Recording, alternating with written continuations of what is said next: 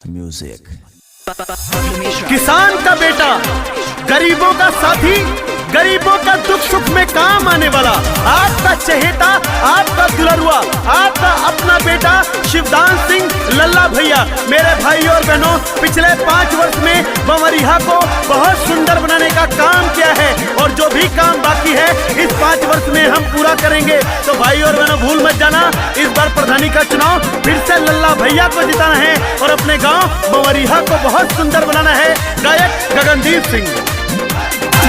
ये माँ बहनों का प्यारा, ये सबकी आंखों का तारा। ये माँ बहनों का प्यारा, ये सबकी आंखों का तारा। सबके ही दिलों में रहते, बन करके सबका सहारा। सारी जनता का आशीर्वाद ये फिर से पाएंगे, बमरिया से फिर से जीत के लल्ला आएंगे। सारी जनता का आशीर्वाद ये फिर से पाएंगे,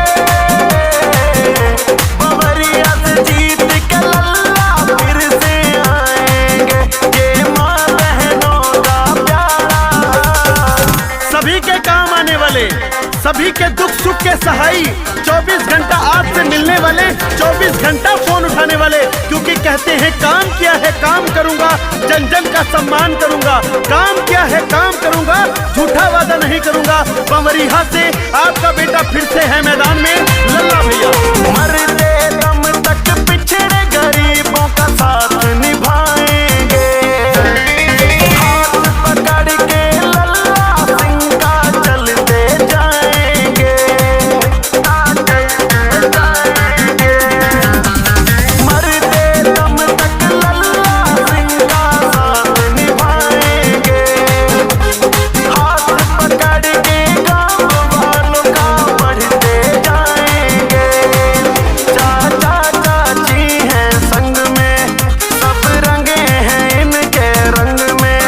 नौजवान ये साथी कहते, हम लड़ेंगे हर एक जंग में। ये होली दिवाली सबके साथ मनाएंगे, बमरिया से जीत के लल्ला फिर से आएंगे। सारी जनता का आशीर्वाद ये फिर से पाएंगे, बमरिया से जीत के लल्ला भैया आएंगे। ये माँ बहनों का प्यारा।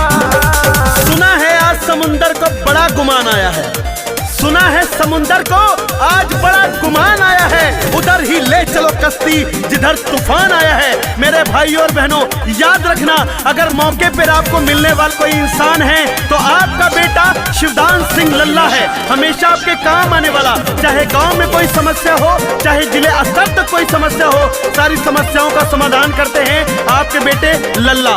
माँ बहनों बच्चों